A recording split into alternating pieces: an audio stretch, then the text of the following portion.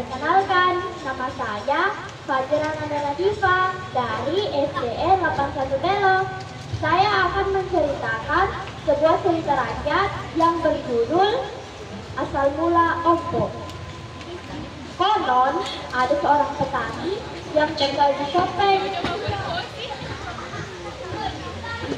Dia memiliki banyak harta kekayaan.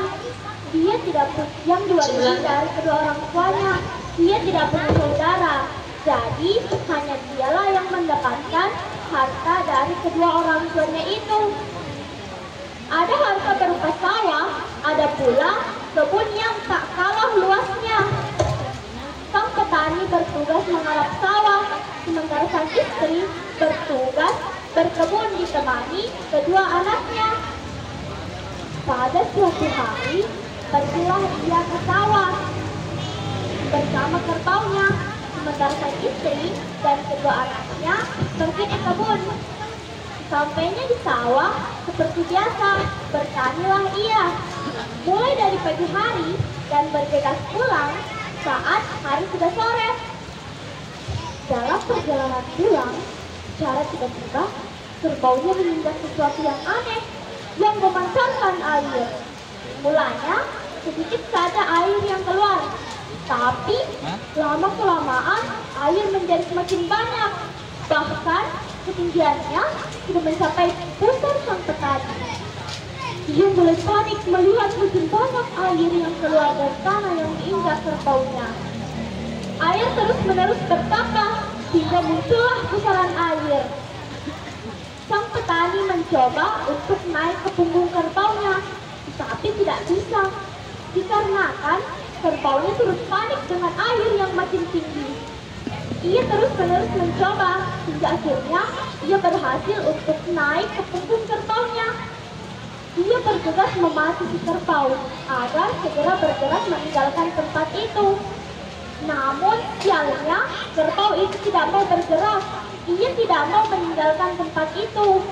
Mungkin ada sesuatu yang tidak terlihat yang menahannya. Walaupun ia membujuk kerbau, itu tetap saja tidak bergeming. Dengan putus asa, berdoalah ia kepada Tuhan.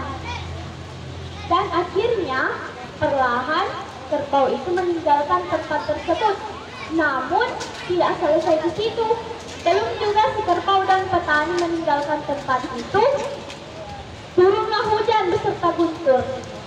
Tanah yang tadinya mengeluarkan mata air dari bawah kaki kerbau perlahan menariknya masuk ke tanah yang membuatnya tidak bisa bergerak sama sekali. Lama-kelamaan, air yang makin meluap itu menenggelamkan sang petani dan kerbaunya. Sementara itu, karena suaminya tidak pulang, resahlah istri dan kedua anak sang petani.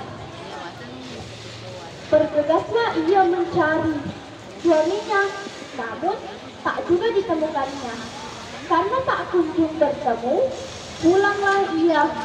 Di tengah malam, ia memohon doa kepada Yang Maha Kuasa untuk memberinya petunjuk.